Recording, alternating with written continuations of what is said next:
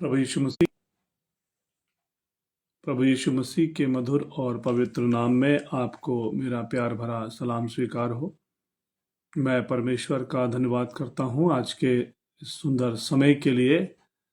मुझे एक बार फिर से ये मौका मिला है कि आपके साथ परमेश्वर के जीवित वचन को बांट सकूं। मेरे प्रियो, आज मैं विचार कर रहा था संत पौलुस के द्वारा लिखी हुई पत्री इफिसियों के नाम, उसका 5वां अध्याय और उसकी 10वीं आयत पर। तो एक बात जो मुझे समझ में आई और मैं सोचता हूँ कि मैं उसको आपके साथ साझा करूँ। संत पौलुस पवित्र आत्मा की प्रेरणा में अपने लोगों के लिए, हम सब के लिए लिख रहे हैं। इफिसियों 5 उसका 10वां पद, परखो कि प्रभु को क्या भाता है। एक टास्क मेरे लिए और आपके लिए है, एक चुनौती मेरे लिए और आपके लिए है कि हम परखें कि प्रभु को क्या भाता है। मेरे प्रियो, बहुत बार हम अपने परिवार में, अपने समाज में, अपने कार्यस्थल पर परखते हैं कि किसको क्या भाता है, और बहुत बार अपने परिवार के लोगों को प्रसन्न करने के लिए उनकी इच्छा के अनुसार काम करते हैं। बहुत बार उनको खुश करने के लिए हम उनकी इच्छा के व्यंजन तैयार करते हैं या उनकी इच्छा के अनुसार उनको गिफ्ट देते हैं। और ऐसी बहुत सी बातें हैं कि हम चाहते हैं कि हमारे लोग खुश रहें, कुछ भौतिक व्यवहार। लेकिन जब हम आत्मिक क्षेत्र में आते हैं, जब हम मसीहत के क्षेत्र में आते हैं, तो ये हमारे लिए ज़रूरी हो जाता है कि हम इस बात को भी परखें कि हमारे परमेश्वर को, हमारे सृष्टिकर्ता परमेश्वर को, हमारे जिंदगी को बनाने वाले परमेश्वर को क्या भाता है। यदि हम अपने जीवन को देखें, मसीहत को देखें, तो मसीहत एक सिक्के के समान है और उस सिक्के के दो पहलू हैं। पहला पहलू जो हम देखते हैं तो वो परमेश्वर की ओर से है, और हम इस बात को जानते हैं कि परमेश्वर ने अपने प्रेम में अपने बनाए हुए मनुष्य की आवश्यकता की पूर्ति के लिए, उसकी सुविधाओं के लिए सब कुछ दे दिया। और हम बाइबल के अनुसार इस बात को जानते हैं कि हमारा परमेश्वर अपने प्रेम में, अपने कर्तव्य में, अपने अनुग्रह में हम सबको हमारी आवश्यकता की चीजें बहुतायत से देता है। वरन वचन कहता है, प्रभु यीशु मसीह ने कहता है, वो तुम्हारे मांगने से पहले जानता है और तुम्हारी आवश्यकताओं को वो पूरा करता है।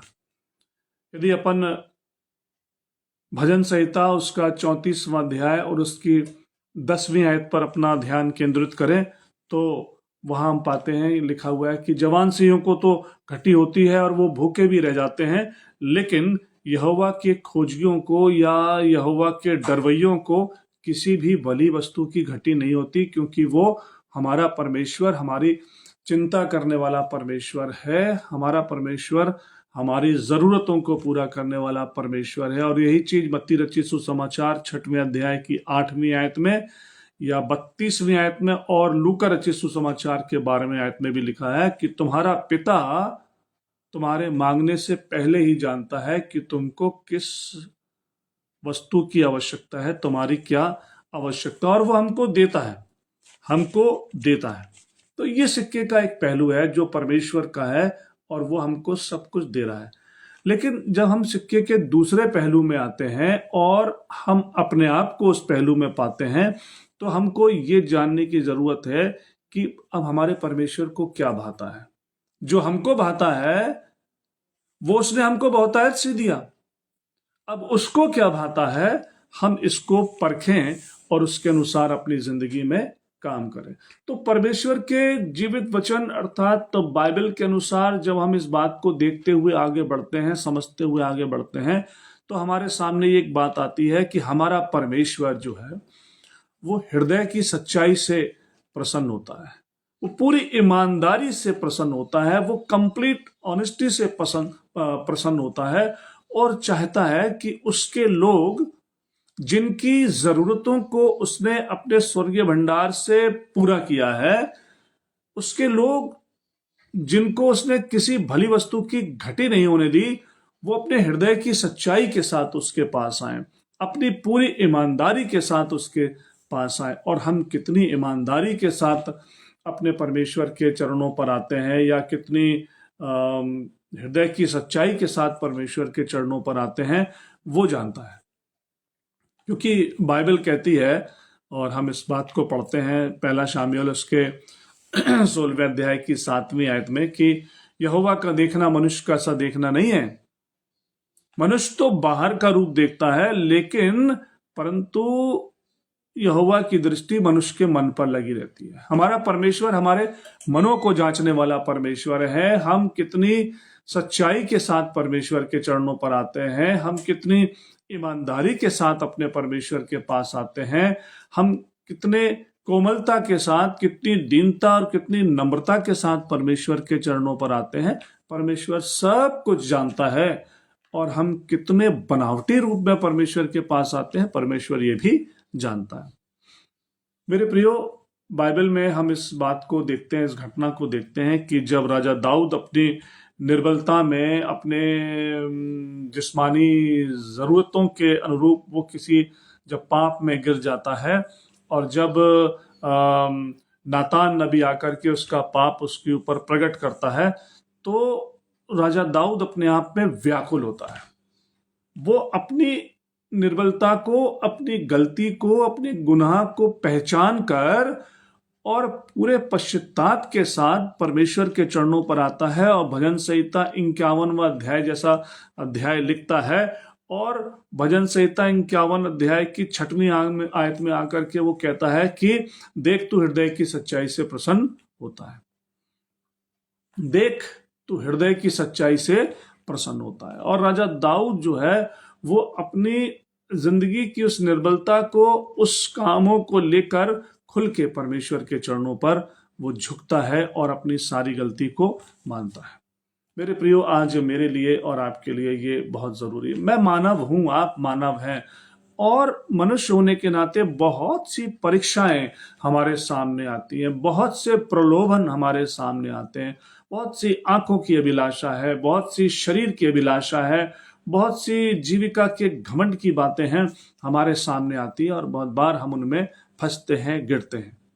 लेकिन परमेश्वर का वचन कहता है, मुझे अपनी निर्बलता को पहचान कर अपने परमेश्वर के चरणों पर आकर झुकना है और उससे कहना है कि हे परमेश्वर, मुझ पर दया कर।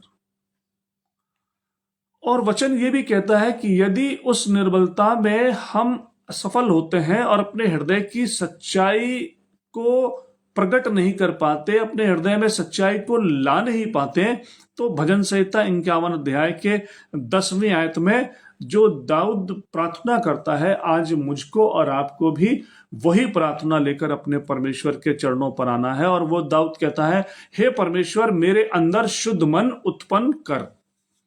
अर्थात मैं मानव हूं, मैं मिट्टी हूं, और मेरी कोई योग्यता नहीं है, मेरी कोई ऐसी विशेषता नहीं है कि मैं शुद्ध मन लेकर के आऊं, लेकिन परमेश्वर आप ही मेरे अंदर शुद्ध मन को उत्पन्न करें और मेरे अंदर स्थिर आत्मा नए सिरे से उत्पन्न करें। ये राजा दाऊद की प्रार्थना है, जो आज मेरी और आपकी प्रार्थना भी होना चाहिए। ये हमारी प्रार्थना भी होना चाहिए, क्योंकि हम भी अपनी जिंदगी में बहुत बार निर्बल होते हैं और बहुत बार स्वीकार भी नहीं कर पाते। 51वां अध्याय, भजन संहिता 51वां अध्याय की 17वीं आयत में जो राजा दाऊद ने लिखा, मेरे लिए और आपके लिए बहुत ही प्रेरणादायक है। वो कहता है, टूटा हुआ मन परमेश्वर को ग्रहण योग्य बलिदान है, और परमेश्वर तू टूटे और पिसे हुए मन को कभी भी तुच्छ नहीं जानता। मन का टूटना, मेरे प्रियो, जब तक मैं और आप अपनी जिंदगी की निर्बलता को पहचानेंगे नहीं, जब तक परमेश्वर के सन्मुख अपने आप को हम इंसान मानकर, निर्बल मानकर अपनी गलती को स्वीकार नहीं करेंगे, तब तक हमको क्षमा नहीं मिलेगी। दाऊद कह रहा, टूटा हुआ मन, अपने मन को तोड़कर प्रभु के चरणों पर। लिखा हुआ अपने वस्त्रों को ही नहीं वरन अपने मन को तुम फाड़ डालो। भजन कहीं लिखा है पुराने नियम में, अपने वस्त्रों को ही नहीं अपने हृदय को फाड़कर परमेश्वर के चरणों, पूरी पूरी पश्चाताप के साथ परमेश्वर के चरणों पर आए। जैसा कि पहला यूहन्ना उसके पहले अध्याय की 8, 9, 10वीं आयत को यदि आप पढ़ें तो वहां पे लिखा हुआ है कि यदि हम कहें कि हम में कुछ भी पाप नहीं है तो हम अपने आप को धोखा देते हैं। बहुत बार हम बहुत सी निर्बलताओं में पड़कर, बहुत से काम करके, बहुत से लोगों के हृदय को दुखाकर, बहुत से लोगों का अपमान करके, बहुत से लोगों को हम नीचा दिखाकर, बहुत से लोगों की हम कहना चाहिए अवसरों का गला घोंटकर और बहुत से लोगों की उन्नति के अवसरों को मारकर और अपने आप में प्रसन्न होते और सोचते हैं कि सब कुछ चलता है।